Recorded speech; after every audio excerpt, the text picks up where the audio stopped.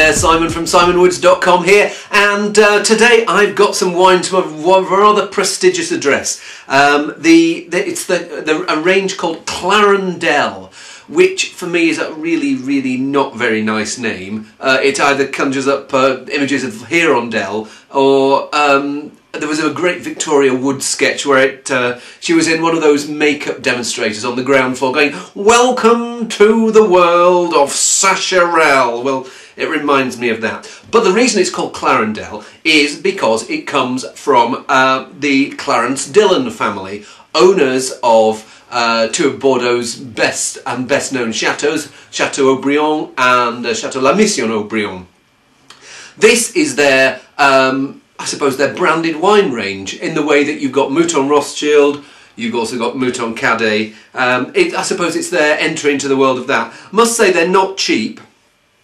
And the other thing that slightly disturbs me is if you have a look at on the back labels, it says where they come from, and it's not wines that the Clarence Dillon estates have made themselves. Two of them are from Seychelles, from the look of it, and two of them are from Dourtes. I mean, admittedly, really okay in the Bordeaux négociant type of in the Bordeaux négociant world, but you'd think for the prices that they're charging that you'd actually get something that's got a bit of it wasn't bought in wine. Anyway, apart from those prejudices, let's try the wines. I've got a white, a rosé, a red and a sweet.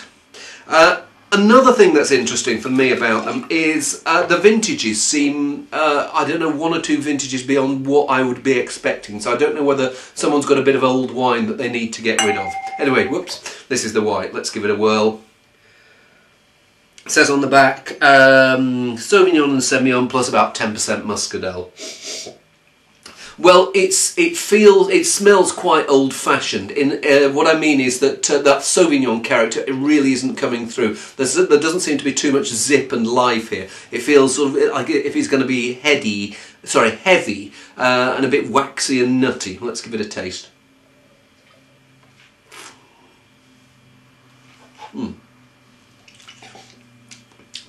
Yeah, not much fruit there. As I say, it feels on that heavy side. Not much freshness. Not great.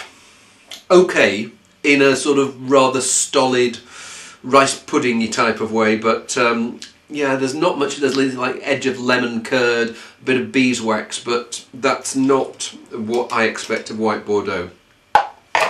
Anyway, let's try the next one.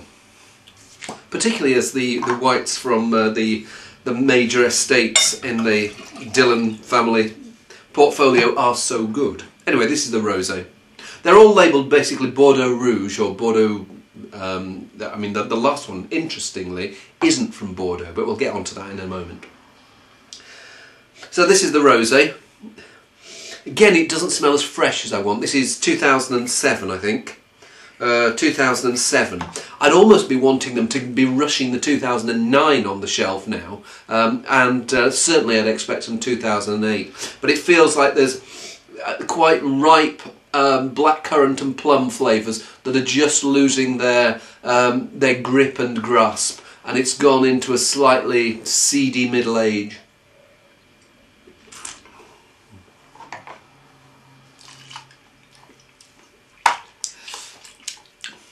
It's okay.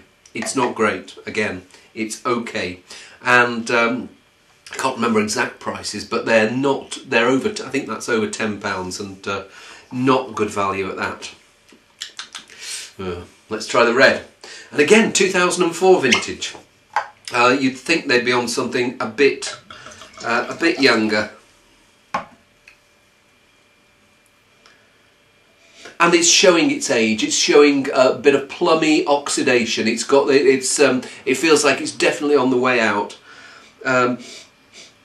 Yeah, prunes. It's that prune fig edge. No real freshness, or it doesn't feel like there's going to have too much terroir character. Not too much of the earthy feel I want in basic but decent Bordeaux.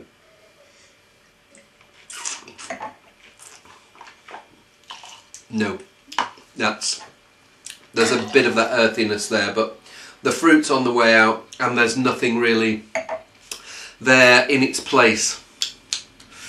Not doing well so far. Let's see if we can do well with this final one. And it says Clarendelle Amber Wine, and I suppose it is amber in colour, but it's 2003. 2003 was a vintage in that part of the world where it was baking hot and dry, and so there wasn't all that much botrytis, the noble rot that produces the great sweet wines of Sauternes. Interesting though that these three are all from Bordeaux. This one's actually from Montbazillac. So outside the Bordeaux region, pretty close to it, but it's more that Bergerac way rather than Bordeaux itself. So again, you sort of think, are they trying to cut corners in terms of the juice that they source for this label, slap the famous name on, and pull the wool over your eyes?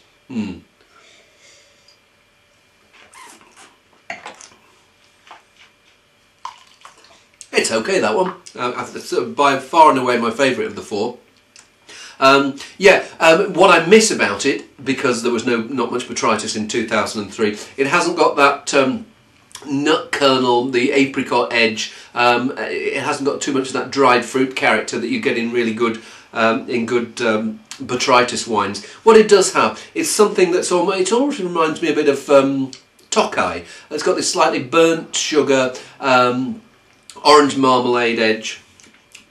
Nice, clean. Bring me a creme brulee, and I'd happily polish off a glass or two of that. But again, I can't remember the precise price of this, but it was knocking. Well, you'll see it on the screen. It was a sort of price that you can get some pretty nice Sauternes for, from what I remember.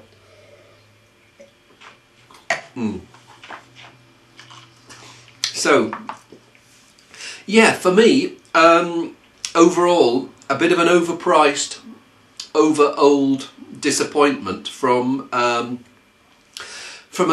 set of estates that I was expecting far more of. Shame. See you soon.